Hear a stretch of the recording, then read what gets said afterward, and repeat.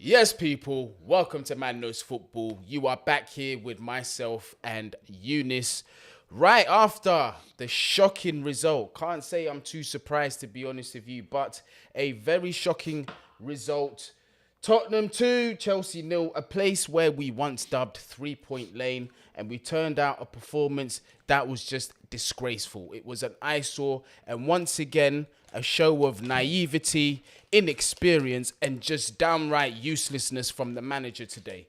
And anybody that was watching that today, I didn't even know if after Southampton you were already like, this guy, we still need to give him time, then I don't know for you. That's just my honest opinion. But today, further unacceptable, and we're going to go through the reasons. We're not just going to bash the manager for no reason. We're going to give actual reasons as to why this man is at fault for today's disgraceful loss against a Tottenham team, by the way, who didn't even come out of first gear. But Eunice, how are you doing today, my friend? Football side, I'm good. And our football side, the final has just happened. So Man United have won I was going to say the Carling Cup. I'm bloody old school. But the League Cup, the Carabao Cup. Congrats, you deserve it. That's a process. And with Newcastle, I have to say unlucky because they did show glimpses of what they could do, but it's just unlucky. Inexperience is what it is. They'll be back. And then it comes to us, and I'm not so good. So, which we're going to get into now. So, yeah. As we speak, I'm not going to lie to you. I'm rolling up some medication. I can't even Very much needed medication. I can't even lie. Sometimes, Eunice, there's don't worry, there's natural remedies, herbal essences. There's moments that call for this, and this is definitely one of those moments. And yeah, I ain't said herbal essences in time. You've made me brought that back up. Thank you. Yeah. So look, let's start before the lineup. Let's start off with our conversation this morning, the exchange of voice notes that we had. Once we saw the lineups. You can play him if you want. Play him if you want. Because I mentioned just as proof. Just as proof. People can hear what we said. I mentioned this in my in the preview that we spoke. Hold on, which one is it? Oh yeah, so it has got to be this one. Bro, you're seeing what I'm seeing, bruv. I don't have to go to fucking Specsavers and have my eyes tested. You seeing this lineup, big man? Yeah. Bro, I don't know what he's done. Bro, I'm not even going to mention it on Twitter or anything. We'll just wait for the full-time result. It's pretty evident what Potter's done. But privately, all I'm going to say is we rested players, then we had a week off, and there's no injuries for that lineup. Outrageous, bro. Outrageous. Let's wait and see what happens. Bro. Well, we already know what happened. My bro, you see this lineup itself is a sackable offence. But it's just like you said, got to wait 90 minutes. This guy, Graham Potter, better thank his stars that I am not rich and I don't own Chelsea, because I would have got him out of it so... Oh, Yeah, that's what me and Eunice were saying before the game. Not a sense of optimism whatsoever. And the thing is, it wasn't just me and you. When you look at the timeline, everybody was like, what is this? Yeah. That lineup was shocking. And after Koulibaly's performance today, where is it? Let me ask you, was he vindicated in any of the decisions that he made with the suggestions we said should be in that lineup? No, not one. If there's any, weirdly enough, if there's anyone that you could look at and go, it's not the worst performance in the world, it probably is Koulibaly.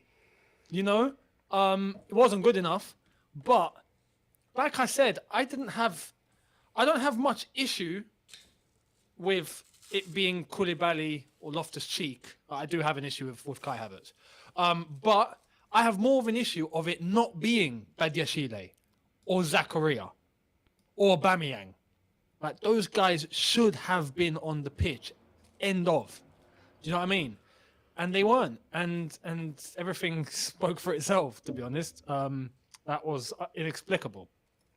And then to rub salt in the wounds, Thiago Silva gets an injury. Yeah, Which was down to that tackle, but still an injury. Fair enough. We started that game, yeah. We gave them everything we had in the first 20 minutes. Exactly. And that was it. Spurs, Exactly. Spurs, we've stood everything that we had. And imagine everything that we had lasted 20 minutes. Let me also tell you something, Eunice. It's one thing getting the wrong lineup. But when you see certain things are clearly not working and you're sitting there and you're persisting with them, there's a serious problem. Fully agree. Let's talk about that Hakim Ziyech red card situation. Yeah? Yeah. That was hilarious.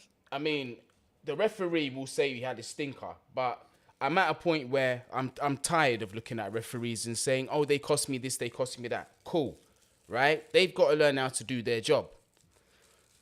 But we can never, ever beat a team based on our quality. And that's what's the concerning thing here. And now, in terms of that, whether it was a red card or not, do you know what the sad thing that occurred to me at that moment?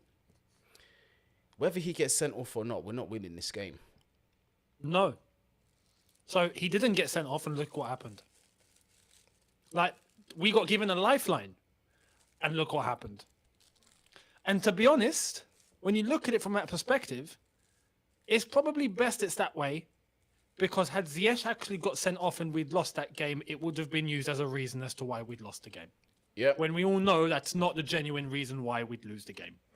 And the fact he was still there, got rescinded, we were given a lifeline, and we still lost in the way we did, shows that there's much more bigger things happening than just a Ziyech red card, if it ended up being one. So I'm glad it ended up the way it did.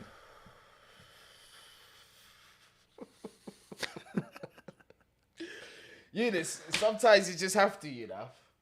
Some man like to reach for the brandy, another might reach for a whiskey. Some people might reach for some extreme things. Do you know what I mean? But you see me? Herbal essence. My herb is enough. Do you know what I mean? My herb is enough.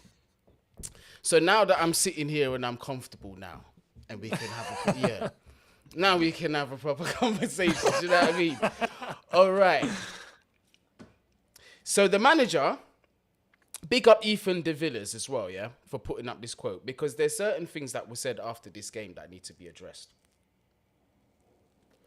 People, if you're looking for in-game sort of depth, talk about the game, both mine and Eunice's previews are already out.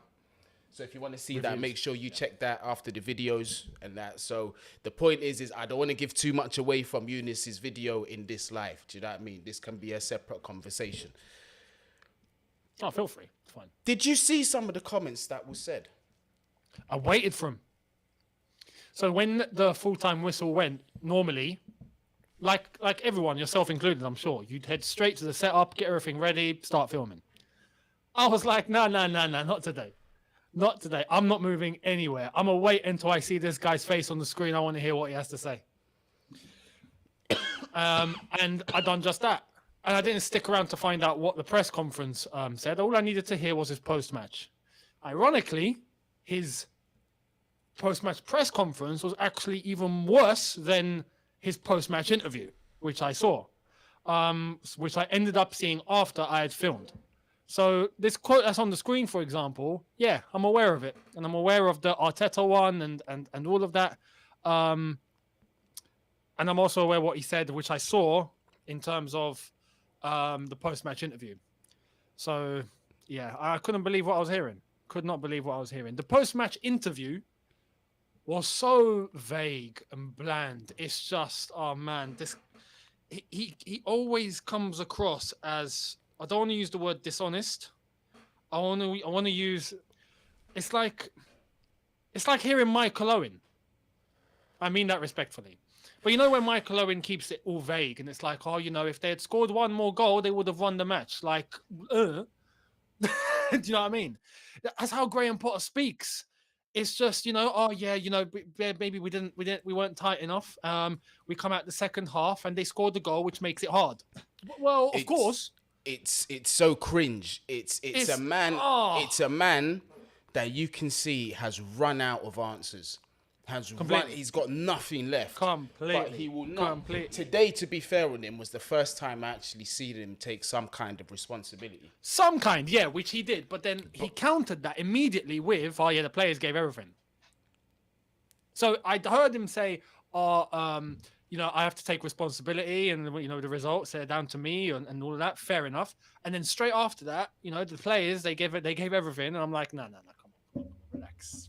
Now, this leads me to think that he actually genuinely thinks the players are giving everything. And maybe even the players think that they're giving everything because from the manager, they think they're giving everything. But we know they're not giving it. We know they have so much more to give. They have so much more in the tank that I don't think even they're being exposed to, which is part of the problem. It is part of the problem.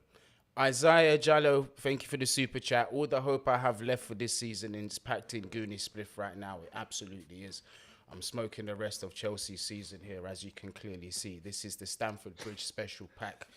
Thank you. Yeah, extra THC in it as well, bruv. So, do you know what I mean? So, yeah. There was a comment here that I wanted to talk about, one of Graham Potter's comments. He said, if you look at Jurgen's situation at Liverpool, they haven't got the results and all of a sudden people want him out. It's just the nature of football. He spoke about Arteta briefly before that. I don't know if you saw that. Did you see that? Do you know one thing that he didn't mention? And I haven't even seen the Arteta one, but I guarantee you he didn't mention this. Both managers have won trophies. Well, yeah. But no, this whole point that he mentioned was irrelevant. Like, he spent a minute or 30 seconds sort of saying, we were talking about watching the All or Nothing Arsenal documentary, and you can see that at first Arteta, it's a disaster, it's going wrong, and everyone wants him to get sacked, and now it's a bit of a different story. And then with Jurgen at Liverpool, as you saw on the screen, results are not going their way, and now they want him gone. Well, okay, what's your point, mate? What's your point? Makes zero sense, bruv. It makes zero sense, bruv. And do you know what? Felix is bang on right here. Look, Felix says here, how about he mentions Ten Hag? He doesn't want to mention him, does he? Exactly. If we had Ten Hag as manager, I'll tell you this for certain. Casemiro would have been a Chelsea player, first and foremost. And second of all... Oh, that's exactly what we need. And second of all, there's a very big possibility that we could have been in this League Cup final today. Yeah. With what we've invested and what we've currently got, right? Remember, the only two players that are not back in this lineup, Kante and Pulisic. Tottenham, for me, although they won the game, from what I saw, we should have come away with something today. Exactly, yeah. Tottenham weren't special today, man. But they didn't even have to come out, as you said, of first gear. They didn't have to. After 20 minutes, they realised who they were up against. And then they just went with the flow. You could see they knew that they were solid enough defensively that they were able to... that the chances will come. Those chances will come later. They will find an opportunity. They will capitalise. And as soon as we come out the second half, boom. It's the same story, bruv. Come out the second half, first thing, concede. It's like I said in my review, I'll happily say it here. I don't know if they're putting morphine in the players' water when they're drinking in the dressing room before they come out, but something is neutralizing these guys, bruv. Something is, I don't know what's making them come out all sleepy and calm, and it's insane. It's insane. And watch this. The Potter comment has just come up. Somebody in the chat has brought it up. So I got the best chat in the world, man. They help out. Boom. Potter said, Arsenal were 2 years into Mikel's reign, and he's close to getting the sack. People wanting him out, disaster. And of course, now things have changed. Graham Potter, if we are comparing ourselves to Arsenal, how many years before that did Arsenal win a major trophy? How many years still? And I'm not talking about the FA Cup. That's cool. I'm not going to disrespect the FA Cup. But players go to clubs to win either the Premier League or the Champions League. It's a fact. Don't argue with me. Argue with the players. That's what they want. How many of those have they won? Pre-Arteta. So this is what I'm saying. Now, when you come to Chelsea, when was the last time we won a major trophy? One of either the Premier League or the Champions League? Within the last 2-3 years. This is the thing, and even for Arteta, let's keep it a buck. Even in those first 2 years, he did beat us in a final of the FA Cup. He did win something. Right, there you go. You could see what he was trying to do despite results. And can I add, the results were not as bad as they are now. You know, they had that brief moment at the beginning of the season where they were 20th. Yep. And then, you remember, they went, I think, 3 or 4 games, I think, in that relegation zone before they started blastering their way up the table. And then that's it. They were top half and the rest is history. With us, we're in February and we're talking relegation form. Like, nah. Arsenal didn't have that. It's completely unacceptable, bruv. Galib says, thank you for the super chat. Guys, what do you really think? How will the board react after this? Do you think that they will keep Potter or sack him? Well, have you seen Ben Jacobs' tweets, Eunice? I saw Ben Jacobs' tweets, but the timing is very, very questionable, bro. Because as soon as the final whistle went, boom, tweet was out. It's not going anywhere. Not tonight, anyway. I'm like, well, how do you know? Like, Todd Boehly's there up in the stand, bro. How did you get this info 30 seconds post full time? So we'll wait and see. It's one of two things. It's either he's blagging it, or it's a brown envelope. This is the one time I will actually legitimately say this could be a brown envelope, fam. Possible. We haven't heard anything from a Matt Law, even. We haven't heard anything from a David Ornstein, even. Comes from guys like David Ornstein, you listen properly. Ben Jacobs, you'd normally listen to, although, as I said, I questioned the timing. It was way too soon after full time, that coming out. Way too quickly. I don't think even Todd Boehly had spoken to anyone in time before that tweet was posted. So we'll see. But I have to say, like, a decision needs to come now, man. It can't go on longer. 100%. 100%. It can't. And if it does, like I said, I'm going to start shifting the attention to the owners. And now you're allowing this to happen if this goes on. So, yeah. Do you know what I mean? Yeah, it's a whole mad thing, and we're at a point where we've lost to our rivals. And the thing is, we can safely come away and say, and we both didn't accept this, a loss is one thing. It's still unacceptable to lose. But to lose and to come off that pitch like you didn't feel that you gave 100% or the fans didn't see you gave 100%, that's something that's unacceptable. Completely. We see it like that, 100%. We know that we didn't get 100%. Problem is, Graham Potter thinks that we did give 100%.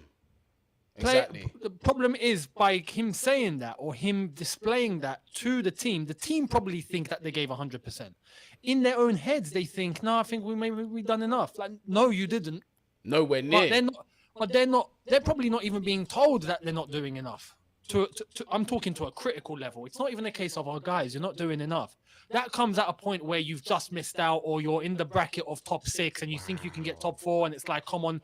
But I'm talking like someone needs to go in there and move the walls. Eunice, I'm seeing some of these quotes, yeah? Because obviously, you know Pice, he's an aggregator account. He retweets everything quick and he's got the Potter quotes here. Some of these are sickening. I'll get through the super chats first before I do that because they're coming in.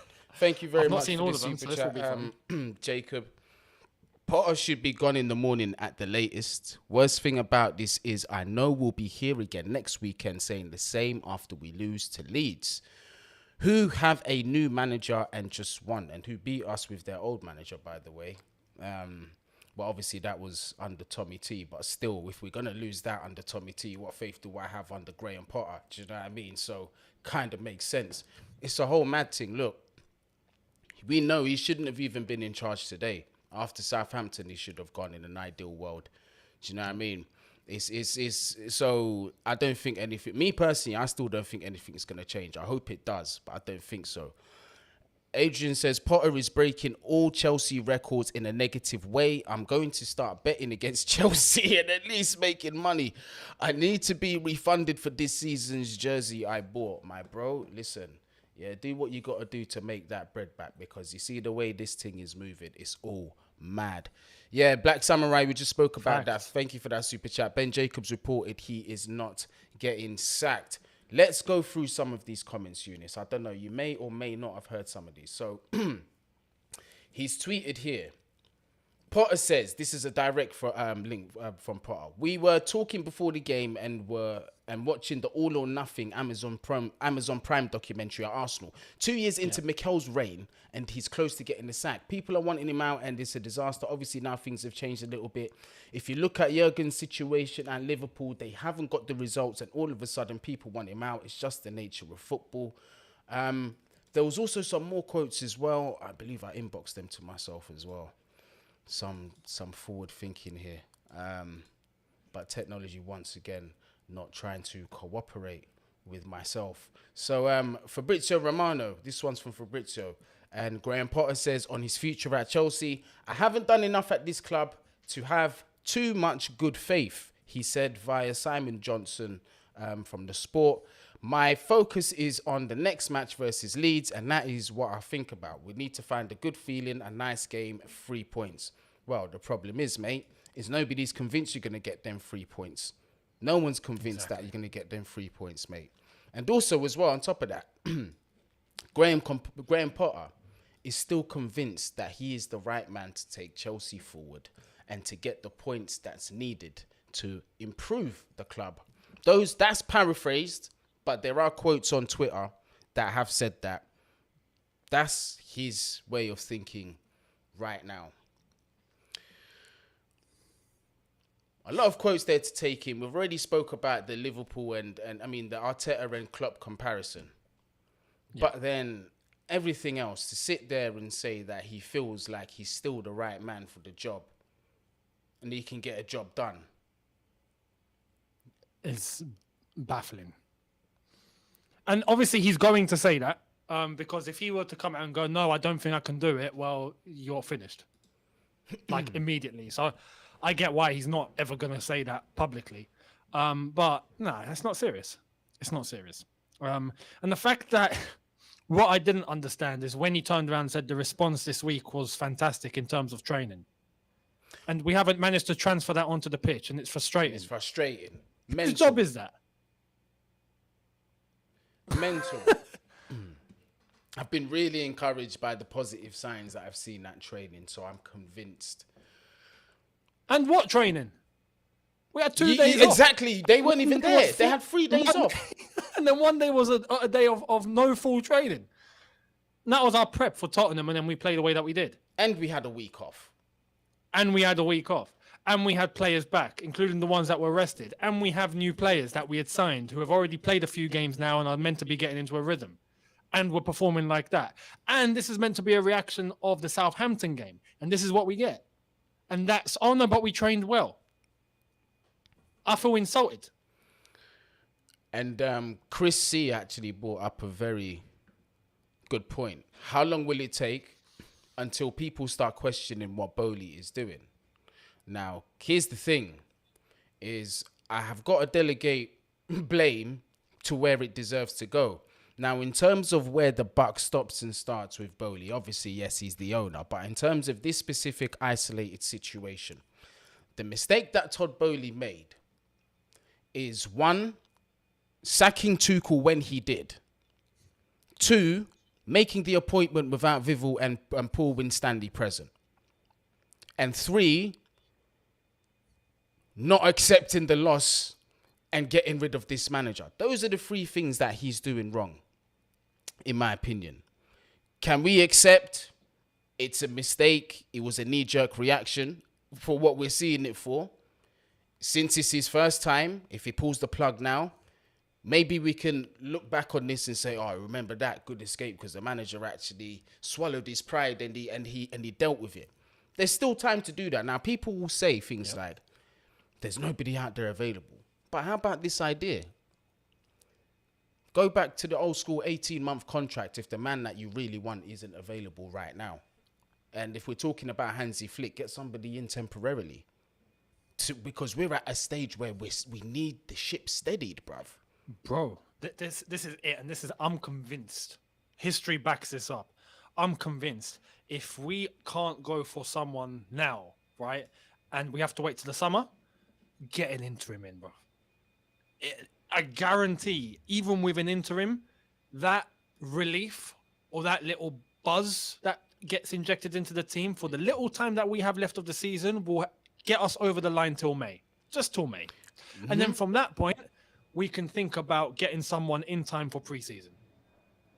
Exactly. Like we have done in the past. Because I bet if we were to get rid of Potter, we're winning the second leg at Dortmund, and we might actually do something in that rest of the competition, considering we'll be in the quarterfinal. You never know. 100%. In the quarterfinal, anything can happen, right? We've done it twice. We can do it a third time. That's how we've done it the first time. It's how we done it the second time, and it's how we could do it a third time. The first time we got rid of AVB, Di Matteo took it over, won the Champions League. Second time we got rid of Lampard, Tuchel took it over, we won the Champions League. Third time, it could happen. It might not, but it's definitely better than this. So you give yourself at least a chance. And it doesn't necessarily mean we have to win the Champions League. I mean, now we do if we want to play Champions League football next season. But I'm just saying, in terms of steadying the ship, if it means that you cannot make a big appointment now, and we have to think about who's elite enough to come in and get the job done, and that's got to be done in the summer, get an interim in. 100%. It'll be better than keeping this going. 100%. And obviously, you know, I don't feel like we've answered that question properly, because that's what I've limited, in my opinion, I've limited Todd Boehly to. So saying that, we now have guys who are in charge of the footballing decisions at the club in Christopher Vivell and Paul Winstanley. Now, what I will say with Paul Winstanley, obviously, he came from Brighton as well. Potter is his man. I don't expect him to come out and speak out against him, although he's got every single right to do so. Based on that principle, I don't expect him to do it. But Christopher Vivell has no loyalty to this man. Christopher Vivell also has this apparent reputation of being that guy that's not afraid to ruffle feathers. That's a man that is willing to shake things up and sack managers and get things done. We need to see this now, sooner rather than later. And we need also assurance that these men that you have hired to make these footballing decisions are indeed in charge of these decisions. Because a lot of the fan base still think that Todd Boehly and Boehly are pulling the strings. Yeah, especially with Graham Potter, and hence why there's the whole yes man debate with Graham Potter. But considering that he was appointed when we didn't have any director in place, yeah, you make a point. Now with Christopher Vivell there is someone that's in the middle of it. So if he can make a difference, you know, if he's meant to be the footballing brain that's there to give some sort of guidance on behalf of Todd Boehly and Boehly and to steer them in the right direction, then he's the one that's got to be pulling in the decisions. And this one would have to be made ASAP. 100%. Maybe it's a thing where, you know, it's what we discussed. They don't want to rush their decision. They might be looking at the market and thinking, well, who's available that's going to do this job? But we're at a point where anything's better than this. And I say this respectfully. The manager as well, what I've noticed that he's doing fundamentally wrong is he's sticking to this philosophy over results thing. When right now, we need to shithouse the results. I don't care if I see Sean Dyche football. No. If it brings 3 points. This is the thing. We need to do what we need to do to bring in points. And this whole thing about the way that we're playing football, what we're seeing now is good? Do the players even know what they're doing? This is the thing. People are going to, crap on playing defensively and all of that. Well, this is getting the job done. It's not. So I would rather see us play a style that's just going to get us the results. Screw it. But there's many factors as to why that probably just won't happen. Overall, regardless of who's in charge, I just want success. I want, and not just for the sake of success. Like, I want to see a process and I want to see progress. But I'm not against having someone who is going to be defensively minded, or as long as it gets Chelsea's points, and that brings confidence, that brings stability, that brings enthusiasm, that brings confidence overall that you're going to get better and better. Wins gets points, and points gets you up and running. You know, that's Absolutely. what helps get everyone playing well. So honestly, yeah, I wouldn't mind seeing it. But with Potter, we're not getting anything, let alone defensive football. We're not getting any football. Again, look, if we shouldn't even have to wait this long, but if a decision's not made today, something has to be done if we go out to Dortmund. And as it stands, it looks like we're probably going to go out to them. 1-0 deficit. We look like we can't score any goals. Don't even remember when we last scored a goal at this point. The last time we won an away game, I know this game's at home, but the last time we won an away game was like the 16th of October.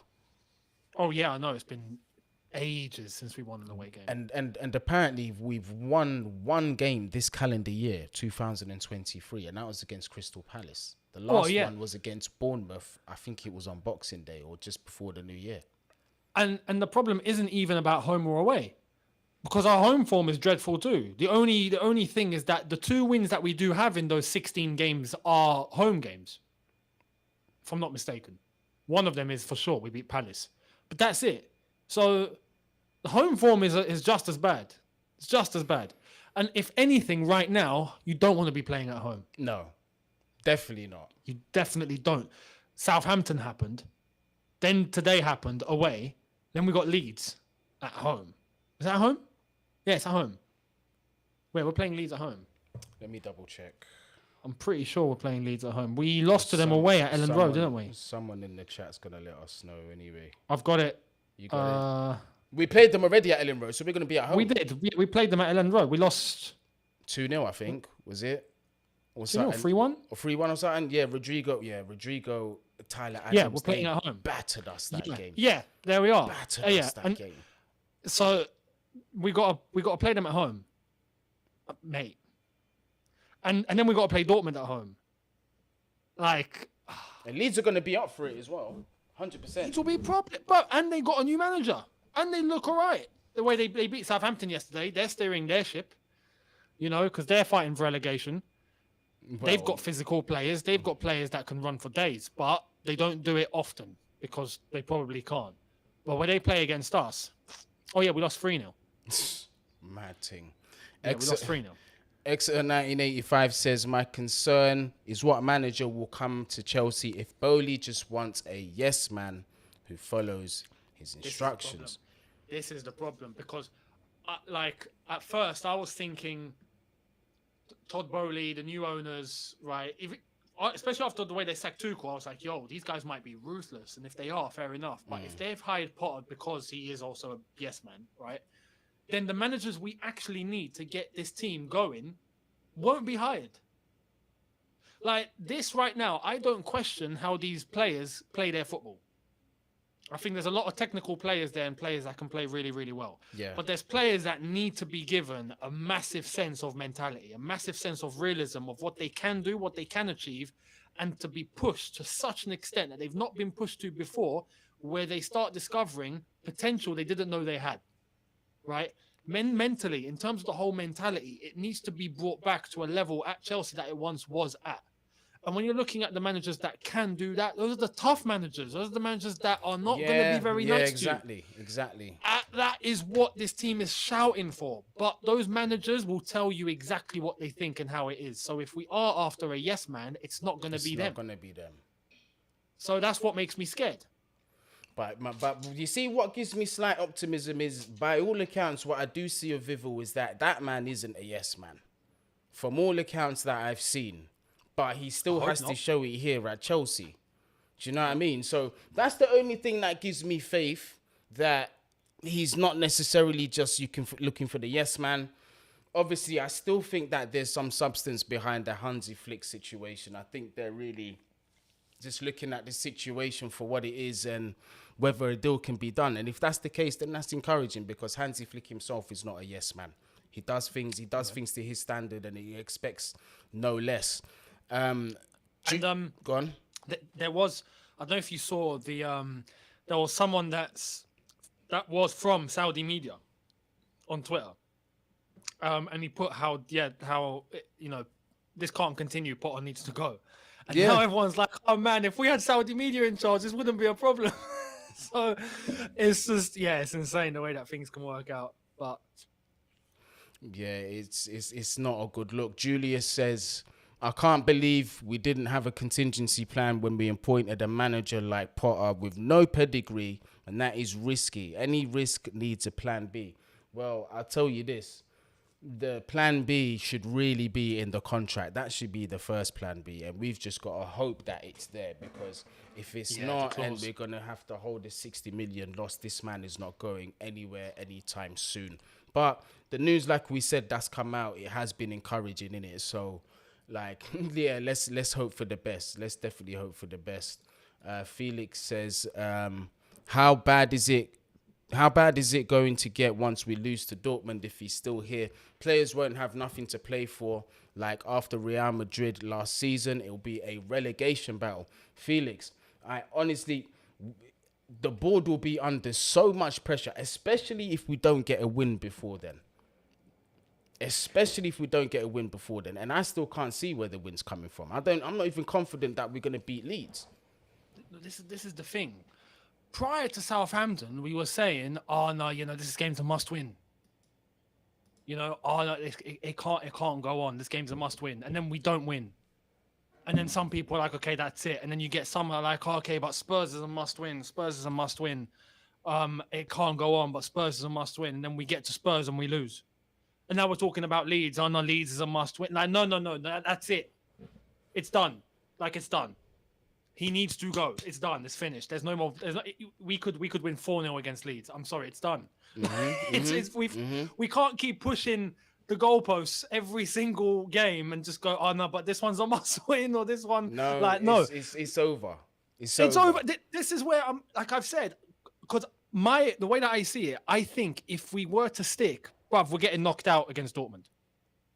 Oh yeah, but as it stands, that's what's going to happen. 100%. But this is the thing.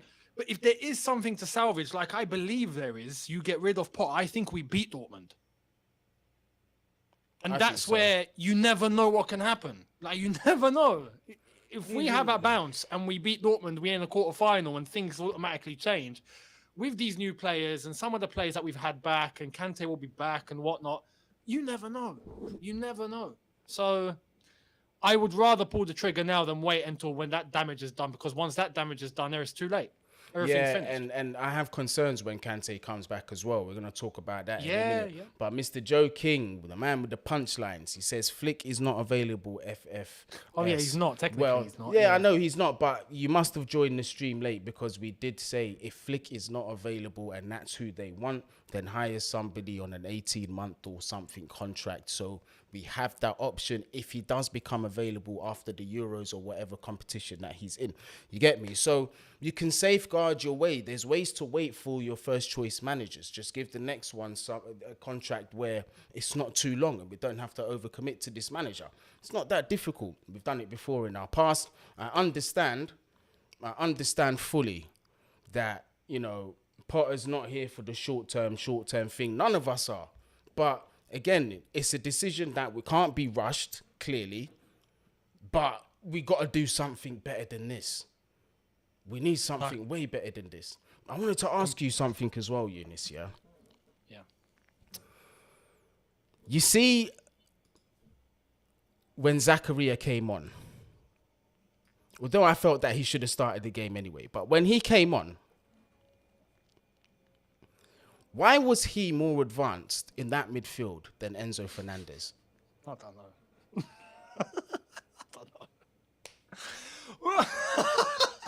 We were already 1-0 down as well, and I'm like, well, that's a separate conversation. I spoke about that in the preview. I said, listen, at that point we're 1-0 down, and your solution is to bring on, Mason Mount and Zakaria.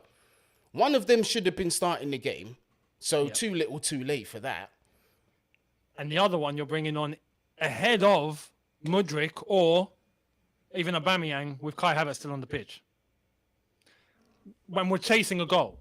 And then Tottenham bring on Son. Whilst they're 1-0 up. and we don't make a move when we're 1-0 down, and then we go 2-0 up. No, we go 2-0 down, and then we bring on Aubameyang and we bring on Mudryk. Yeah. And Zakaria was on, and as you said, looking more offensive than Enzo. I'm like, Back to back losses to caretaker managers, by the way. bruv, every single record is being broken here, bro. Ridiculous. Every single bad record is being smashed beyond pieces. It's smithereens, bro. That's Bro, what it is. That's what it is, this is bro. outrageous. Them old school words there from them cartoons, bro. Smashed to smithereens, cuz. Trust me. It's ridiculous, bro. It's Yeah. absolutely outrageous. It's pain. Big up Todd Miller for the super chat. Remember the glory days of being mocked for defenders scoring goals? Yeah, I'll take that all day. 70 plus goals in the league played last season. We may not score 40 this season. Bro. Bruv, our goal difference now is -2. -2. Wow. Exeter 1985 says, I heard Simon Jordan on TalkSport say exactly what both of you have said. I can't even tell you what formation and style of football Potter plays. If we can't see that, and Simon Jordan can't see that, and numerous people all over, not just social media, outside of social media, don't see it as well, do you think this squad sees it? Bro, and you know what's worse? And I said this yesterday, right? After Graham Potter had made comments the way that he did. You know, he comes into a press conference. Oh, sorry, he just came out of a crisis meeting. Yeah, ha ha ha ha ha ha, yeah. You know, makes jokes. Obviously, spoke about the death threats and whatnot. Fair enough. Aside from that, talks about the opinions of fans, which in context, when you isolate that, I agree with him, which I already told you, where, you know, he talks about listening to the opinions of those that are close to him and not the opinions of everybody, which is fair. That's the only way that you can function, but you can't ignore it. It doesn't mean just block it out and pretend it doesn't exist. Don't listen to it, but know that it's there. Have a little, you know, peek and go, okay, that's what it's saying. And then don't focus on it too much, right? Because you do have to concentrate on what you need to do. But don't ignore. This guy came out and was like, oh, you know, but the opinion of those on Twitter and whatnot, not so relevant. Publicly, it's a very, very risky thing to say those sort of things. If you're winning and you say those sort of things, you look like a G, right? You look like you've got a mind of steel and you know exactly what you're doing, and no one can get one up on you. But if you say those sort of things and you lose, like now he's joked about, oh, I was in a crisis meeting, haha. Well, yes, mate. Now you're going to be in a crisis meeting, son. Yeah, you better be. You better get ready for it because you're going to be in a crisis meeting. And then when you are, let's see if you're going to be joking when you come to a press conference and go, oh, I was in a crisis meeting. It's not so funny now, though. You know, Do you know what I mean? Yeah, You have to watch out what you're saying.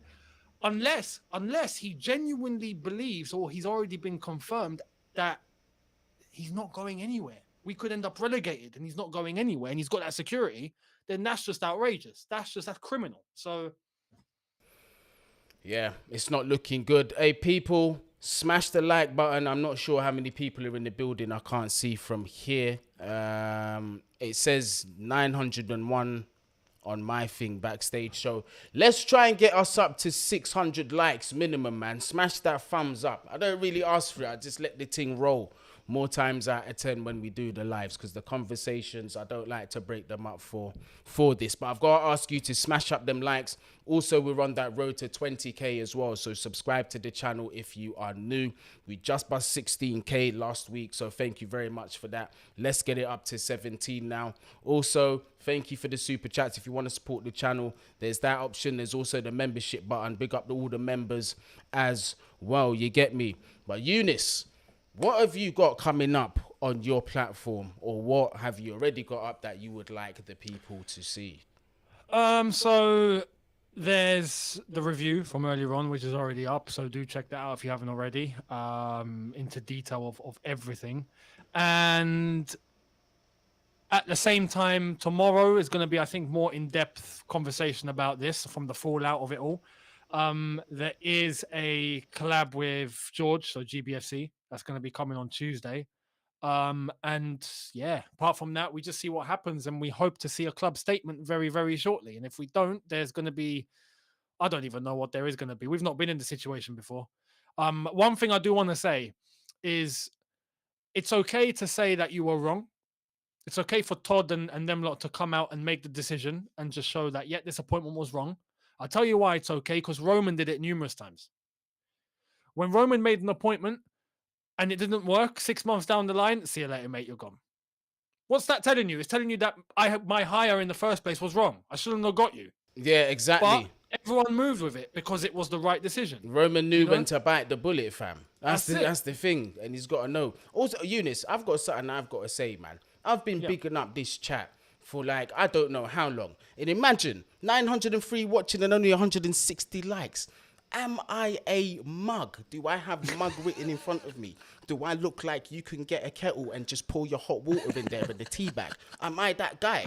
Serious. You lot need to get them numbers up, man. Come on, man.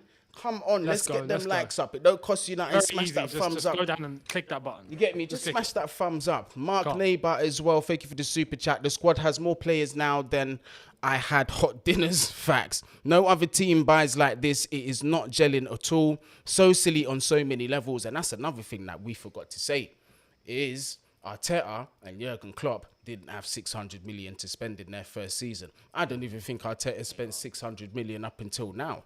I don't know. It's true. It's true, man. It's outrageous. But this is the thing. All these excuses are being ticked off one by one. As time goes on, they're being ticked off. It's to the point now where there is nothing left. And the results are the same. It's mental. Smash the likes if you want Potter out, Eldo3 says. That's a good one. We'll be going viral by tomorrow. I'm telling you, do you know what I mean? Crazy. Yeah, we're up to 307 likes. Let's at least try and double them likes up, man. Yeah. Also, can I say about Arteta? He had one excuse that I think got him time. And that one excuse was that he'd never managed before. Yeah, exactly. He was Pep's assistant. And then he walked into the Arsenal job. So there is always a bit in the back of your head going, okay, we know what we've hired here. He's not managed before. But he was Pep's assistant, so let's see if he's learned from Pep. Charlie says Arteta has only spent 400 million so far. There you are. And that's so far. We've done it in one window. 600. Up until now, 600. It's insane. Makes zero sense. It's insane. Potter has experience. Potter was at Brighton. Potter, he is a manager. He should be ahead of the curve when talking about someone like Arteta. Yeah, exactly. Now, it's an embarrassment. But on that note, we're going to end it on this. That's life. That's what all the people say. 600 million January, relegated by May. It's not a good look, man. Bruv. Yeah, that's where we're at, bro. Not. That's where we're at, fam. You know, the last 6 games we're 19th. Like the last 13 games, I think we're 16th or 17th, and now the last 6 games we're 19th. Only Bournemouth. Was it Bournemouth? No, not Bournemouth. Southampton. One of them. It's not Bournemouth. Bournemouth are relegated. Southampton. Bruv, I can only laugh. I'm just gonna sit here and just wallow in sadness and understand that United have won their first trophy, and I don't know how long. They've signed a manager that should be in our dugout right now, and we're stuck with Graham Potter, Eunice. So, yeah, that is interesting. So, people, It is that time. Make sure you subscribe to Eunice once more as well. Make sure you subscribe to the channel if you are new. That road to 20k would need your help. Get them thumbs up as well. Smash that like button. I even gave you lot a song. Come on, bro. Come on. Yeah, so smash that thumbs up, people. Big up every single one of you that have contributed as well with the super chats. Big up all of you. Big up the members as well. I've got to get something up for you behind the scenes. So some early releases for you lot, definitely, like I have been promising. And Yeah, man. Eunice, thanks for joining us. Until next time, hopefully we can get some kind of positive result against Leeds. I keep saying this to you every single week, and we keep not getting any kind of positivity. Maybe it's just that time to accept we are where we are. But people, we are out of here. Graham Potter out. Gareth Southgate out. Bless.